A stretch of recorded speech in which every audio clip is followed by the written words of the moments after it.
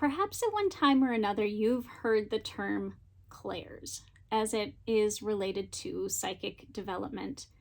What on earth does that mean? If you've heard it and you're still unclear, I'd like to talk with you a bit about it. The clairs are our senses. There are extrasensory perception, sensory mechanisms. And so what does that all mean? Well, everybody is a psychic receiver on some level. We just all receive very differently. So you might be clairvoyant. That is one clair. Clairvoyant is clear seeing. You might be clairsentient. Clairsentient is clear feeling. You might be claircognizant. Claircognizant is clear knowing. And then there's clairaudient, and clairaudient is clear hearing. There are definitely other more subtle clairs, but those are the main four. And it is really good to be able to start with understanding how you receive. And so if you are someone who considers yourself a visual person, where you need a visual representation of what you're learning, or that's how you take in information best, you might be clairvoyant, which is clear seeing. If you're somebody who feels a lot of information and sensitivity, or you're empathic, or you pick up energy in your environment very easily, you might be clairsentient or clear feeling.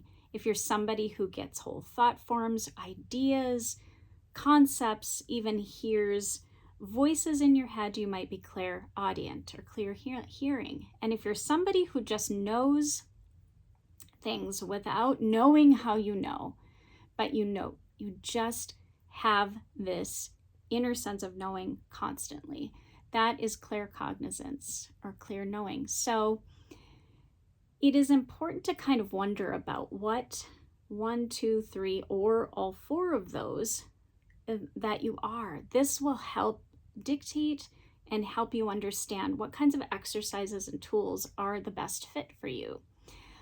Those who are clairvoyant might really benefit from meditation and visualization practices that can help open the third eye.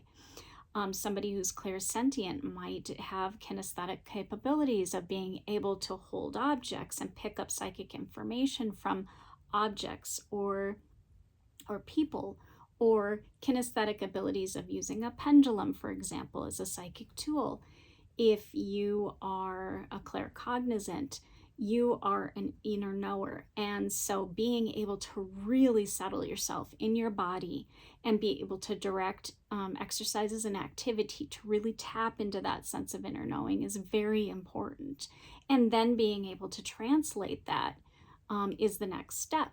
Psychic tools can be very helpful. So you might really enjoy tarot reading or oracle cards as a claircognizant. And those who are clairaudient, who hear, are the channels of the world. And so you might channel information from spirit loved ones, ancestors, or supportive allies and guides. And so that's just something to think about before you come into any kind of a psychic development practice, or as you're beginning to explore your own psychic abilities. Wondering about the clairs is really super helpful. And in my book, Meditations for Psychic Development, I go through, there's a chapter on each of the clairs paired with a meditation. And you can explore that for yourself and really get clear how you best work. My book is available on llewellynworldwide.com and through my website, shandaparkinson.com. Take care.